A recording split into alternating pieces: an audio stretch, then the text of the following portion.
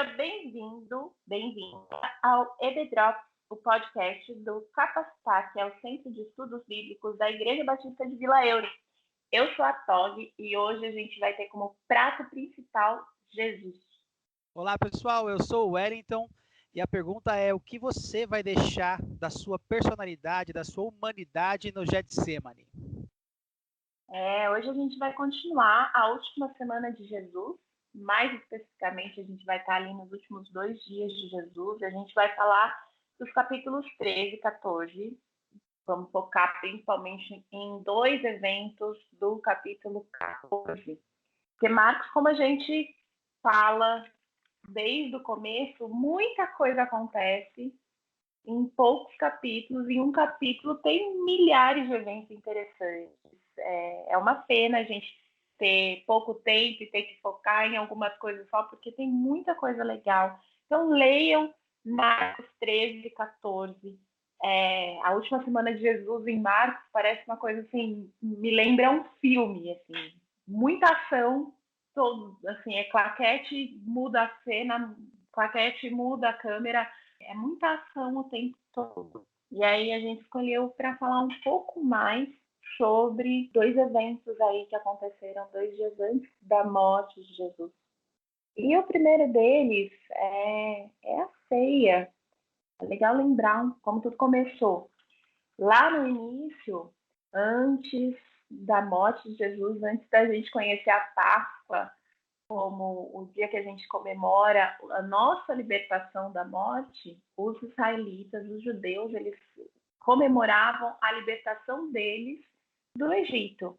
Essa era uma festa, tanto para os antigos judeus e até hoje, essa refeição ela é comemorada anualmente e ela é uma refeição muito importante, porque determinava que os israelitas tinham sido escravos e certo dia eles foram libertos. Essa foi a última praga, a última das 10 pragas, quando Deus mandou que o povo matasse um cordeiro e passasse sangue nos umbrais das portas. E naquele dia, quem tivesse sangue nos umbrais iria se livrar da morte do primogênito. É interessante a gente pensar que naquela noite, em cada uma daquelas casas, ia ter uma morte. Ou seria a morte do primogênito, ou seria a morte do cordeiro. Deus ele já estava levantando para a gente que só o sangue pode nos livrar da morte. E só a fé no sangue pode substituir a morte eterna. Nessa época, Tog, isso era uma das ordenanças de Deus, né? Quando o povo foi liberto do Egito e tiveram essa vitória, Deus falou assim: agora vocês vão comemorar a Páscoa, o primeiro ano da libertação de vocês. E façam isso sempre pontualmente. Então, tinha um peso de mandamento, né? Do Senhor, dessa festa e tudo mais. Né? Bem legal de falar que Deus disse: ó, façam sempre. Isso é bem legal de lembrar. Exato. E a refeição da Páscoa, ela tinha que ser preparada de uma certa, ela tinha toda uma forma de ser preparada. Nessa refeição, geralmente, ela incluía 4 momentos e a pessoa que era encarregada de presidir a festa, a pessoa que era encarregada de estar à frente dessa festa, em cada momento ela se levantava e explicava o significado da festa.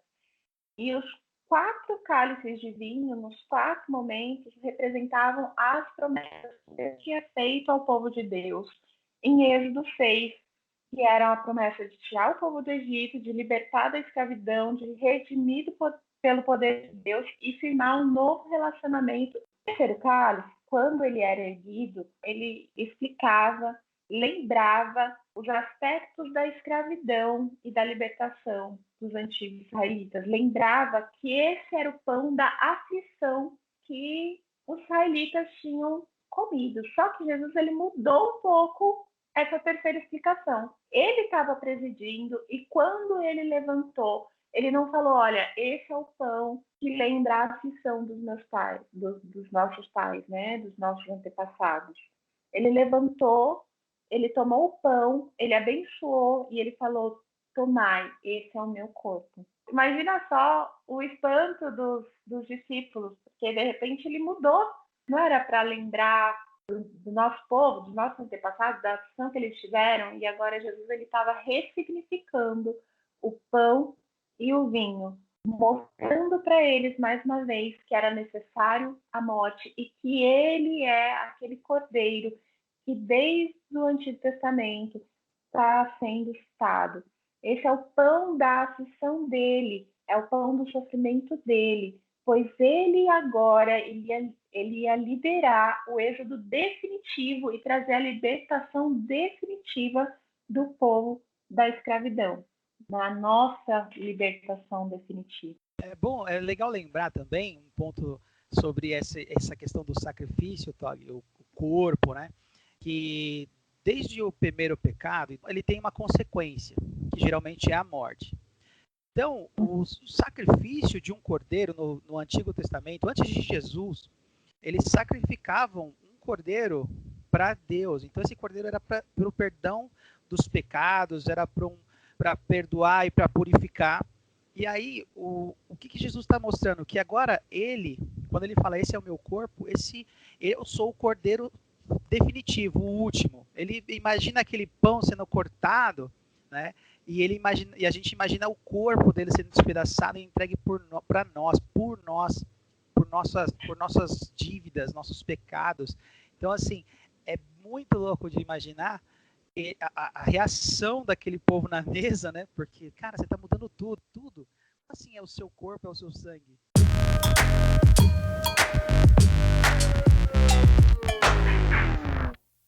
E você falando isso também, é muito legal que o Timothy Keller, no livro dele, A Cruz do Rei, ele levanta uma questão que eu até hoje não tinha pensado. É engraçado, porque a refeição da Páscoa, ela tem um cordeiro. A refeição da Páscoa, desde daquela primeira Páscoa, saída do Egito, o prato principal era o cordeiro. Aqui em Marcos e nos outros evangelhos também, a gente vê o pão, a gente vê o vinho, mas a gente não vê sendo citado o cordeiro, porque o cordeiro é Cristo. Aqui não está sendo citado o prato principal, porque ele é o cordeiro. Não tinha nenhum cordeiro sobre a mesa, porque o cordeiro estava na mesa, à mesa. Jesus era o prato principal aqui.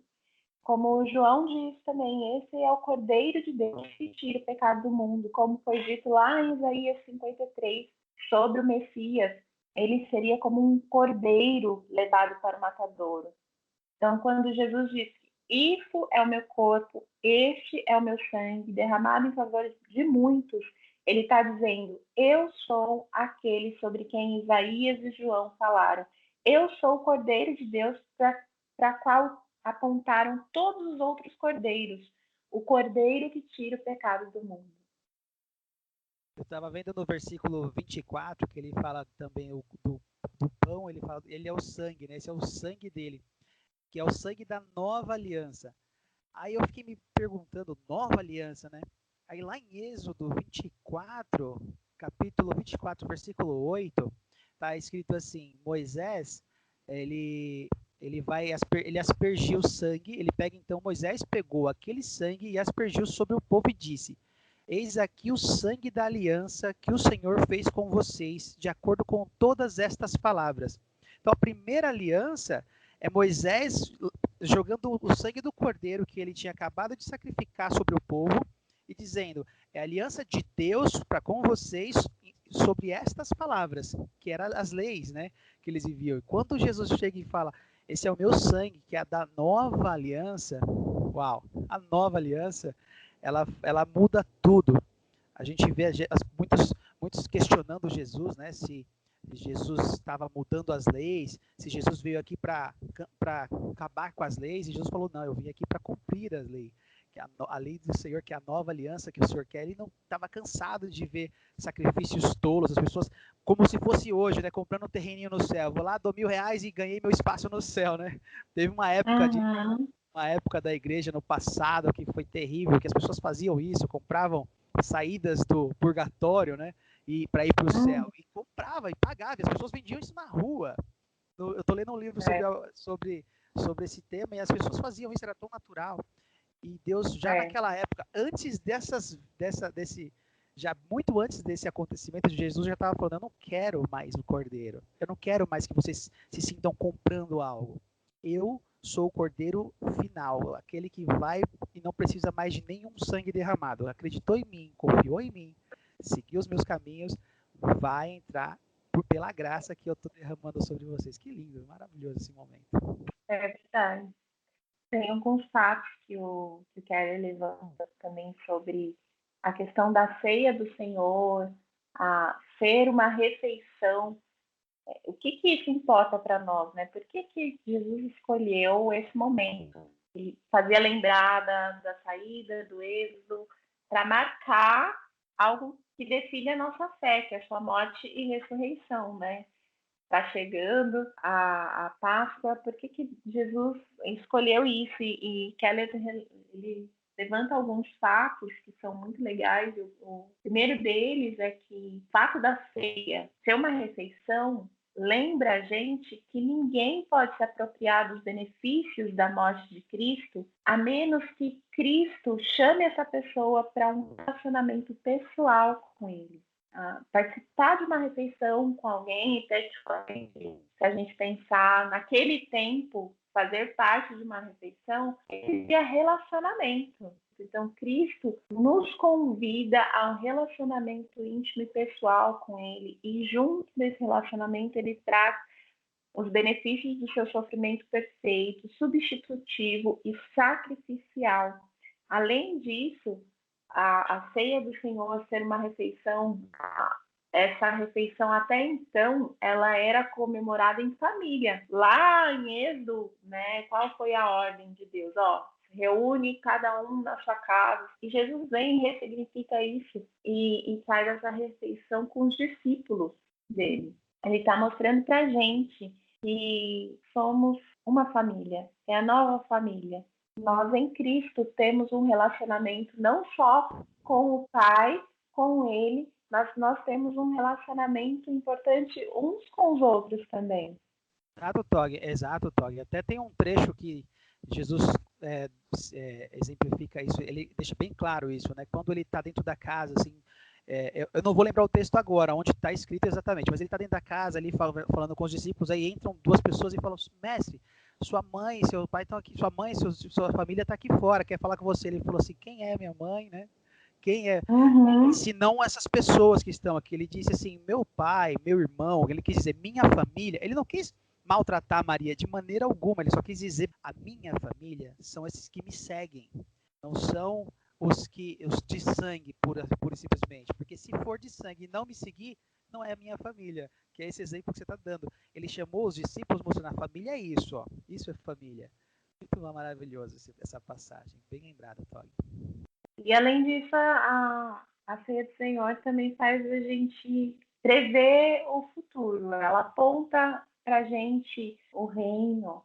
Muitas vezes no Antigo Testamento o reino ele é citado como comer junto, cear junto, né? A ceia do Senhor aponta, como você disse mesmo, né, Wellington, para a nova aliança, para estar no reino. E Jesus ele fala, né? Eu não vou beber de novo até que estejamos no reino. Então ele faz ali um acordo com a gente, um tratado com a gente, que ele, a próxima vez que ele vai cear com a gente no reino. É tão legal pensar nisso, né? Ora vem, Senhor Jesus. Agora, continuando, é muito interessante esse momento, que nesse momento ele conta até que tinha alguém ali que iria trair ele, né? Eles ficam naquela assim: eu não, e Judas realmente iria traí-lo. O que nos leva aí, né, Tog, para Jesus lá no Getsemane, que é a hora até que chega o traidor com os perseguidores, né? É interessante ver o que Jesus, o que acontece lá, né? Ele está com os discípulos, só que ele deixa alguns discípulos e leva 3 com ele para ele orar. Aí ele chega lá no meio daquele lugar, né? Primeiro, né, um ponto importante, Getsemane. Eu fui pesquisar o nome e aí eu estava vendo até alguns vídeos e algumas pessoas comentando. Significa prensa de azeite, lugar de esmagamento. É muito louco. O Getsemane é um lugar onde eles foram várias vezes durante toda a caminhada com Jesus. Mas nesse lugar, nesse momento, Jesus estava muito aflito, muito aflito. Levou Tiago, Pedro e João com ele e disse assim no versículo 34, vigiem. Estudando um pouquinho essa palavra, eu acho que Jesus aqui quis dizer não só, não, ele não quis dizer, na verdade, vigiem, fiquem de olho, está vindo alguém. Não era esse vigiem. Porque Jesus, ele tinha dito assim, minha alma está profundamente triste, numa tristeza mortal. Ele estava muito abatido. Então ele estava no Getsemane, totalmente abatido, pega e fala para os discípulos, vigiem, olhem, prestem atenção no que está acontecendo nesse momento. É mais ou menos esse o vigiem que ele está dizendo, olhem para esse momento. Eu estou num lugar abatido, só que eu sou aquele que vocês viram lá atrás, que domina a natureza. Eu mando ela parar, tinha acabado de acontecer isso algum tempo atrás. Eu mando ela se calar, ela cala, o mar se acalma. Eu tenho domínio sobre as doenças. Eu mando o olho abrir, o olho abre. Eu tenho domínio sobre os demônios. Olhem para mim. Eu estou chorando e sofrendo uma angústia, uma tristeza profunda e tristeza de mortal, que ele fala isso no versículo 34. Aí assim, você pega e olha, os discípulos não aguentam aquele momento e dormem. Muitos dizem que eles só dormiram porque estava com muito sono mesmo, ele estava pesado.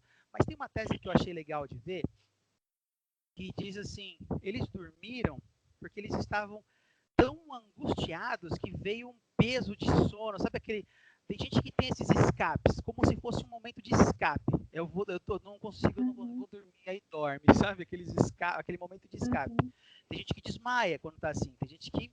E esses discípulos dormiram. Aí Jesus volta e fala, poxa, vocês estão dormindo, vocês não conseguiram ficar acordados por uma hora, por um tempinho só. E esse é um momento que eu acho importante ver. A gente às vezes julga eles por dormirem, né? Fala, mas como assim dormiram?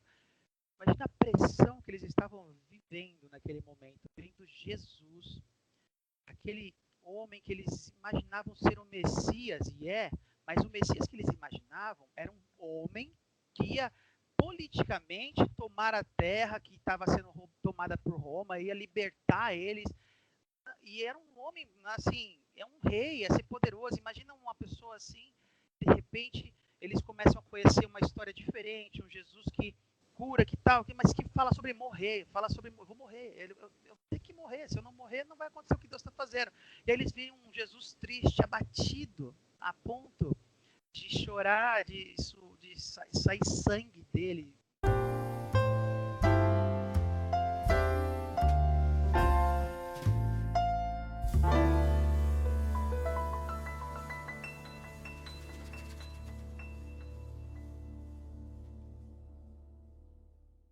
É interessante pensar que, se você for olhar para a história entre os gregos e romanos, os heróis e os líderes que foram mortos, a história descreve a morte eles de uma forma muito assim, sem muita emoção, calmos, tranquilos. O Keller, ele cita até Sócrates, antes da morte dele, ele foi condenado à morte e ia tomar cicuta e minutos antes ele está conversando com os discípulos dele e fazendo ironia e falando algumas últimas frases.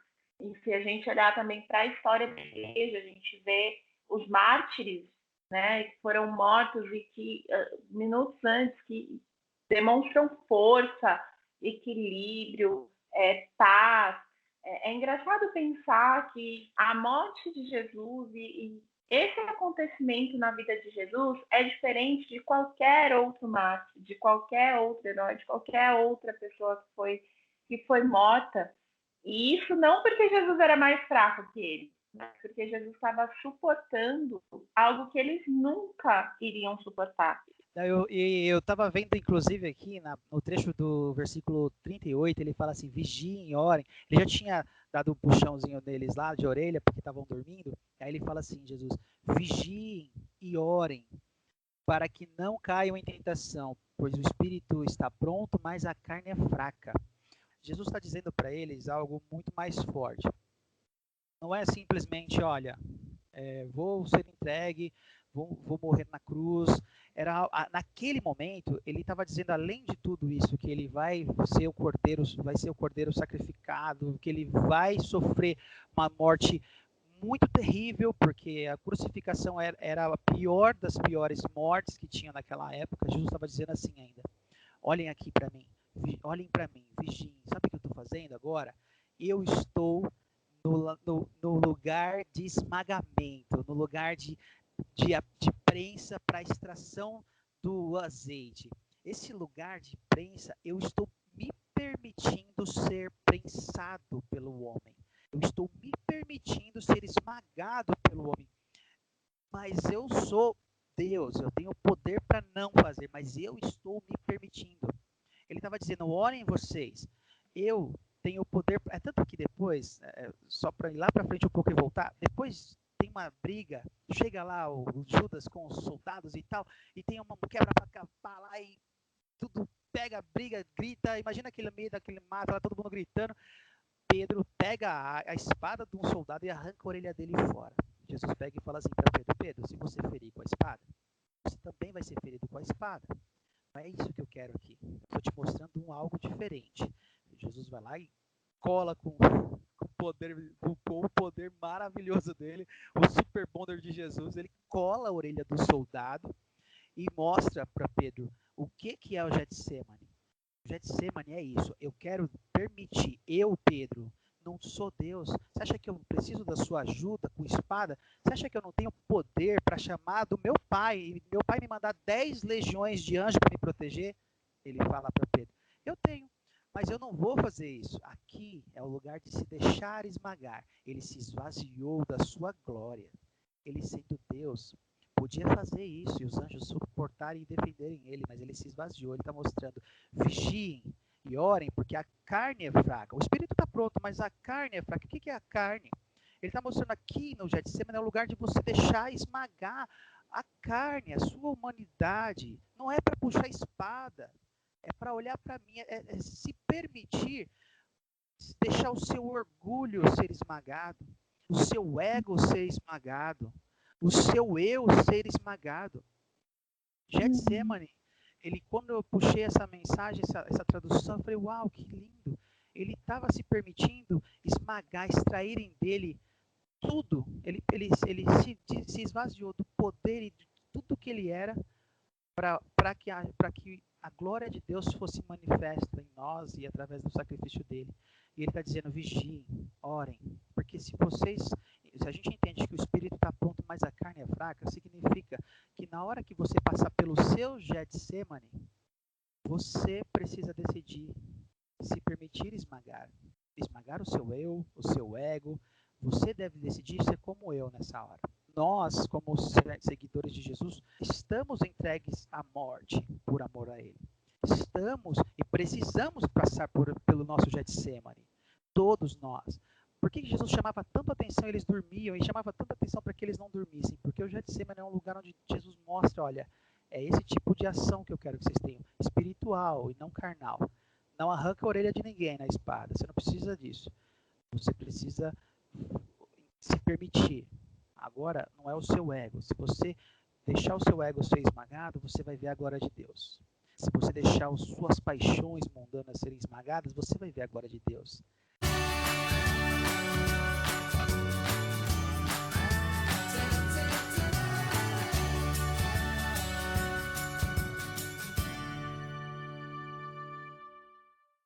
É legal pensar na obediência de Jesus, né? Que é o que você falou. Foi uma escolha dele. E até esse momento, se ele quisesse, ele poderia desistir. Mas ele, em nenhum momento, ele pensou em desistir. Inclusive, na oração dele, ele fala, olha, se for possível, me afasta esse cálice. Faz de uma outra forma, mas eu quero fazer a tua vontade. No momento de maior dor da história, ele escolhe continuar fazendo a vontade de Deus. Ele ele escolhe sofrer a maior aflição, mesmo sendo por aqueles, no caso nós, que tinham a maior iniquidade. O único justo escolhe sofrer toda a injustiça. É um amor sem igual, né? É um amor que a gente não vai encontrar em família, a gente não vai encontrar em amigos, a gente não vai. É o único amor que consegue suprir o nosso coração de fato. É isso mesmo, Tog. É isso mesmo. Um amor desse tamanho, ele ali estava como ser humano, carne e osso como nós.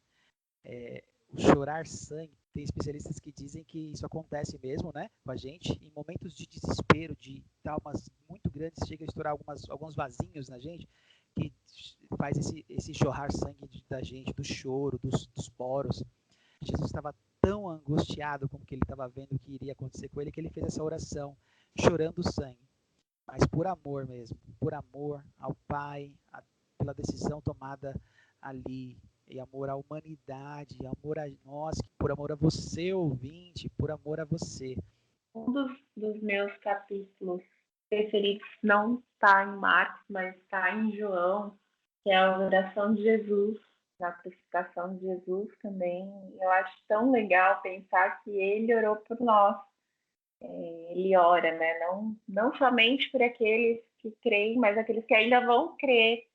Eu acho maravilhoso pensar nisso, que realmente Jesus ele já estava pensando na gente quando ele escolheu seguir o caminho da crucificação, ter essa aflição, esse sofrimento, levar por mim essa dor. Bom, a gente teria mais um monte de coisa para falar sobre esse capítulo, então vou reforçar, leiam Marcos 13, 14, estudem Marcos 13, 14 e anseiem, esperem pelo próximo EBDrops, o nosso EBDrops especial aí, né, de Sexta-feira Santa, terminando exatamente com os capítulos 15 e 16, que falam sobre a morte e ressurreição de Cristo. Vocês não podem perder. Obrigada por estar com a gente mais um EBDrops. Até a próxima. Valeu, pessoal. Até a próxima. Segue a gente lá, assiste lá que vai estar muito top. Até a próxima. Deus abençoe vocês.